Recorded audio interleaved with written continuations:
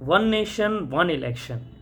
आज हमारे देश में ये डिबेट बहुत ज़ोरों शोरों से चल रही है कि वन नेशन वन इलेक्शन होना चाहिए कि नहीं।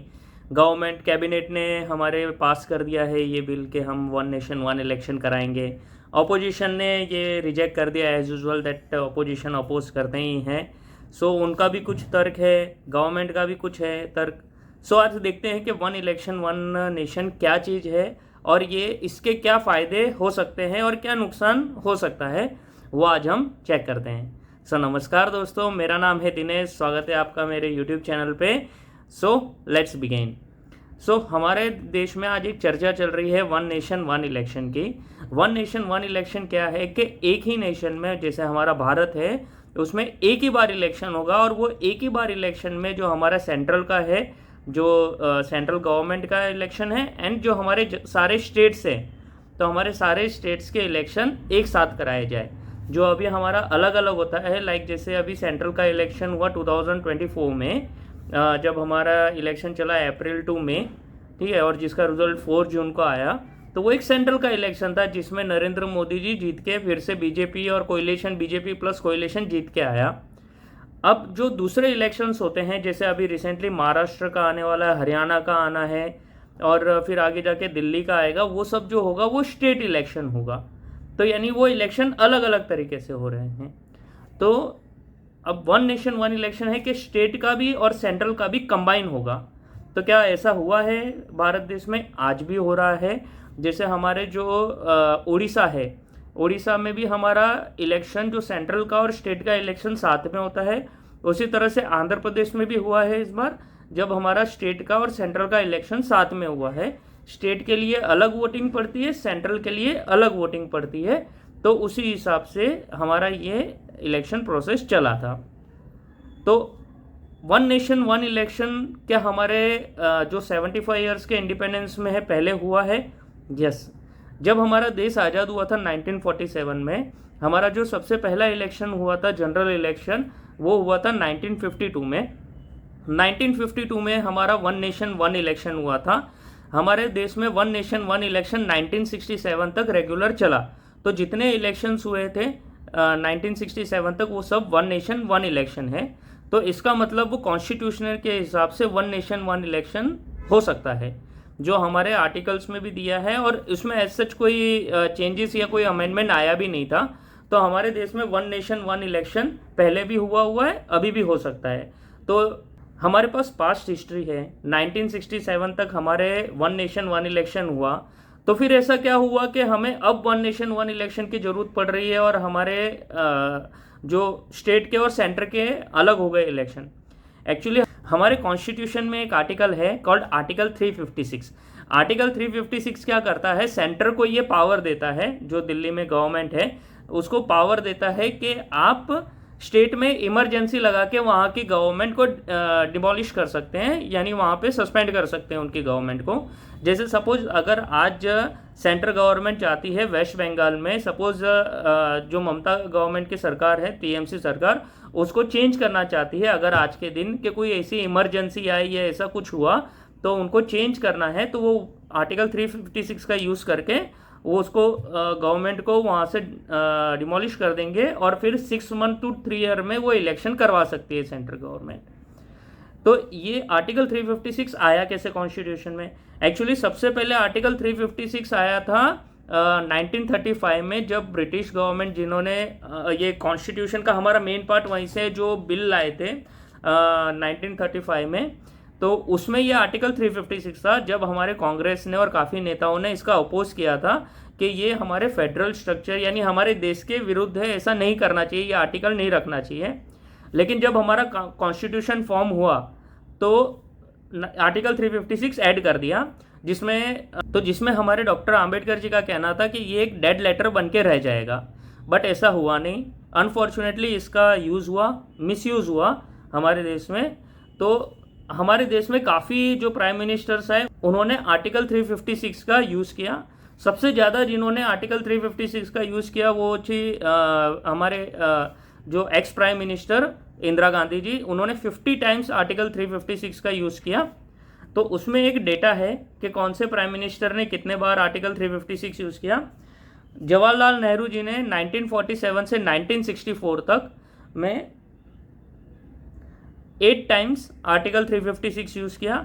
सबसे पहले जवाहरलाल नेहरू ने ही आर्टिकल 356 यूज़ किया था 1959 में, जो केरला में कम्युनिस्ट गवर्नमेंट थी उसको गिरा दिया था, जो 256 डेज तक अराउंड वो अंडर गवर्नर रूल रही थी केरला की गवर्नमेंट, बिकॉज उनकी पॉलिटिकली कुछ बनी नहीं थी।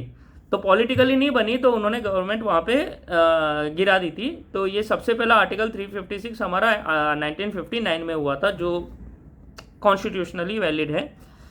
ठीक, देन लाल बहादुर शास्त्री जी ने एक बार किया। इंदिरा गांधी जी जब 1966 से 1977 तक जब प्राइम मिनिस्टर थी, तब उन्होंने 35 टाइम्स 35 टाइम्स आर्टिकल 356 किया। मीन्स उन्होंने 35 टाइम्स जो स्टेट की इलेक्टेड गवर्नमेंट थी उनको गिरा दिया। एंड उसमें ये चीज़ ध्यान रखना कि 1975 से हमारे यहाँ इमरजेंसी लगी थी, जो उसमें भी काफ़ी गवर्नमेंट टॉपल हुई थी। और फिर जब 1977 में जनसंघ आया, जो इलेक्ट हुआ गवर्नमेंट, तो उन्होंने भी बदला लेने के लिए आर्टिकल 356 का यूज़ किया। उन्होंने 20 टाइम्स ये यूज़ किया और जो गवर्नमेंट थी उसको गिरा दिया। जब 1980 में इंदिरा गांधी जी सिलेक्ट होके आती है, ये बहुत इंटरेस्टिंग है, जब 1980 में इंदिरा गांधी जी फिर से प्राइम मिनिस्टर बन के आती है, तो जो 8 स्टेट में जनसंघ के गवर्नमेंट थी उसको सबको गिरा दिया और उसमें सब में आर्टिकल 356 यूज़ कर लिया। ठीक है, तो जितनी गवर्नमेंट 8 स्टेट में गवर्नमेंट थी जनसंघ की, वो सब कुछ वो सारे में आर्टिकल 356 यूज़ करके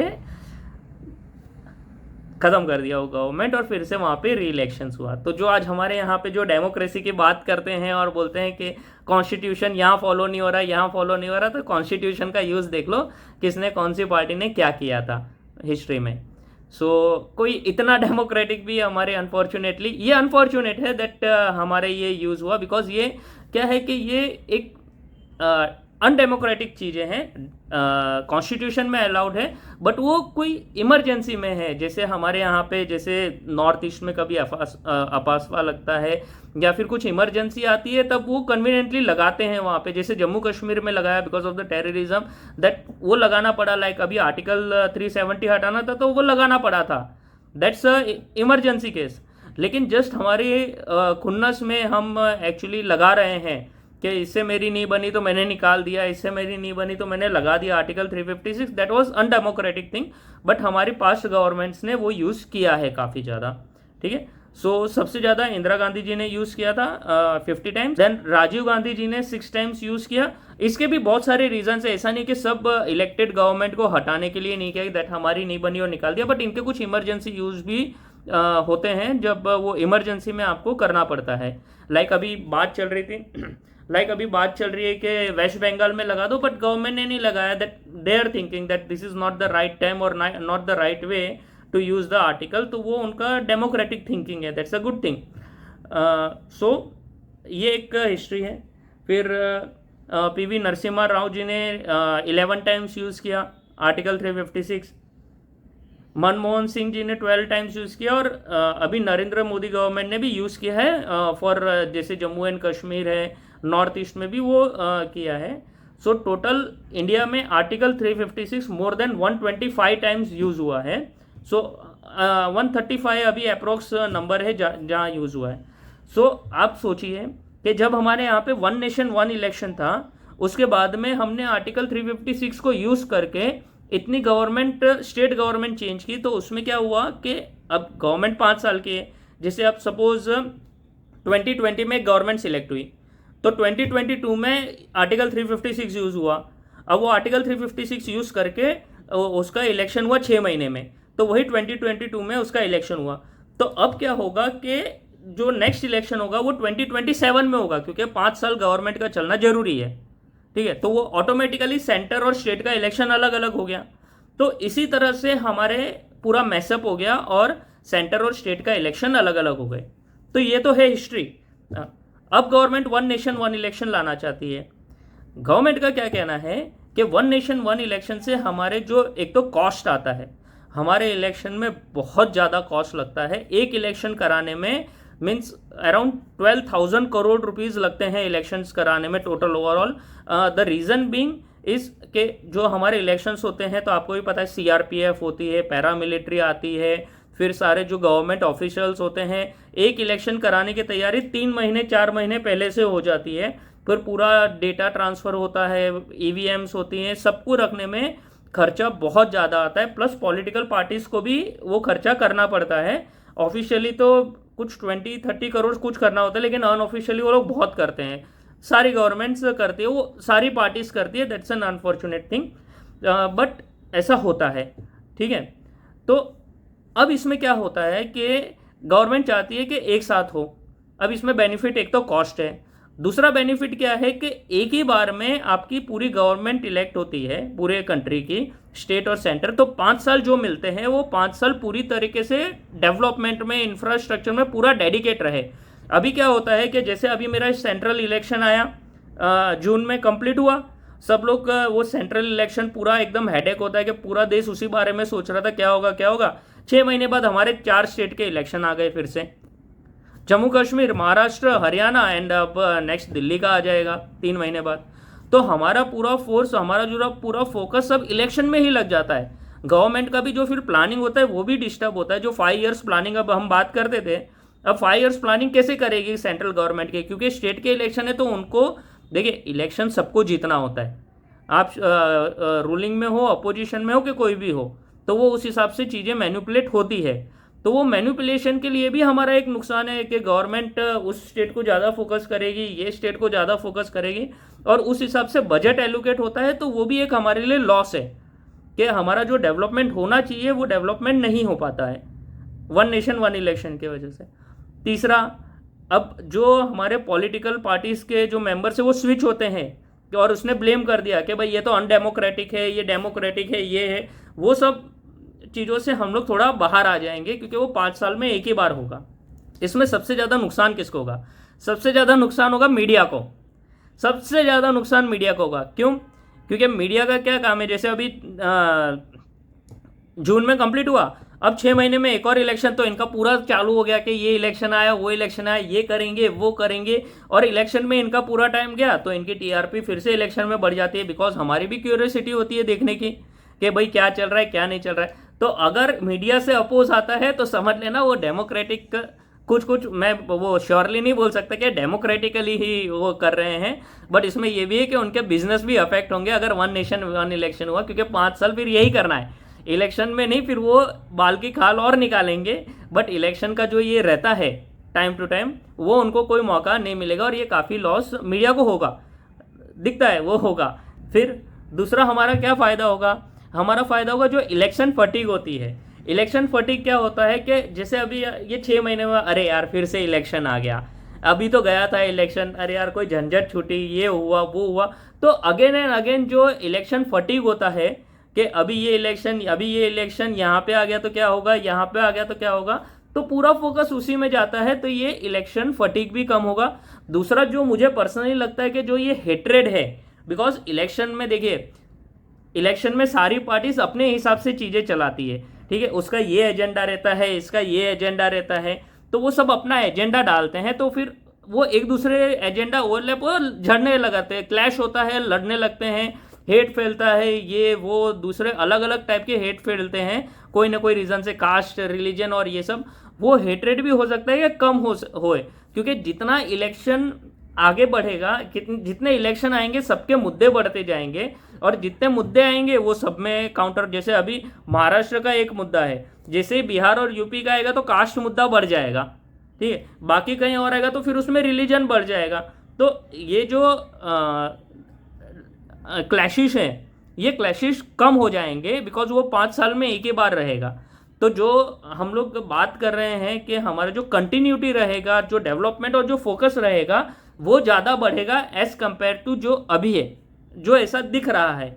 हाँ, इसमें एक चांसेस, एक लॉसेस ये भी है कि हो सकता है कि यही गवर्नमेंट या फिर जो नेक्स्ट गवर्नमेंट आई सेंट्रल में, कि वो अगर आर्टिकल 356 का यूज़ कर ली तो ठीक है, अगर वो आर्टिकल 356 का कर ली तो हम वापस से वहीं आ जाएंगे जो अभी सिस्टम है। लेकिन अभी हमें एक पुश देना जरूरी है, क्योंकि हमको ये जो जेपरडाइज हो गया है वो हमको लाना उसको क्लीन करना जरूरी है, ठीक है। हाँ, ये अनकॉन्स्टिट्यूशनल किस हिसाब से, अब जो कुछ आर्ग्यूमेंट देते हैं कि ये अनकॉन्स्टिट्यूशनल है, ये अनकॉन्स्टिट्यूशनल कैसे है वन नेशन वन इलेक्शन का, कि अभी जो स्टेट गवर्नमेंट चल रही है,